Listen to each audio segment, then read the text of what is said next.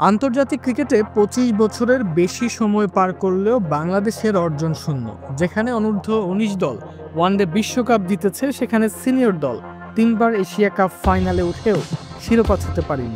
এই ব্যর্থতার দায় কি ক্রিকেটারদের নয়? ক্রিকেটাররাও মানুষ, তাদেরও ভালো মন্দ আছে। কিন্তু যখন তারা দেশের প্রতিনিধিত্ব করেন, তখন তাদের প্রতিটি আচরণ দেশের সম্মানকে প্রভাবিত করে। সমালোচনার সময় মুখে মুখে জবাব দেওয়া কেবল সমর্থকদের হতাশা বাড়ায়, বরং এটি আরও বেশি নেতিবাচক পরিস্থিতির জন্ম দেয়।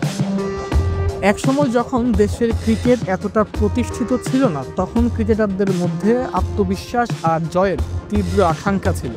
তারা সমালোচকদের মুখে কলু পাড়তেন নিজের পারফরমেন্স দিয়ে। আজ যখন ক্রিকেট অনেক দূর এগিয়েছে, তখন কেন এই পরিবর্তন?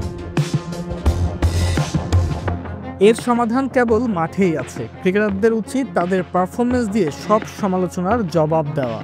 ভালো খেলাটাই সেরা প্রতিশোধ। সামাজিক যোগাযোগ মাধ্যম বা সংবাদ সম্মেলনে বিতর্ক না বাড়িয়ে খেলোয়াড়দের উচিত নিজেদের খেলায় মনোযোগ দেওয়া। পাশাপাশি ক্রিকেট বোর্ডকেও এগিয়ে আসতে হবে। ক্রিকেটারদের জন্য মানসিক পরামর্শের ব্যবস্থা করা জরুরি, যাতে তারা চাপ সামলাতে পারেন। বাংলাদেশের ক্রিকেটকে এগিয়ে যেতে হলে এই মানসিকতার পরিবর্তন জরুরি। তবেই হয়তো একদিন স্বপ্নের ট্রফি ধরা দেবে।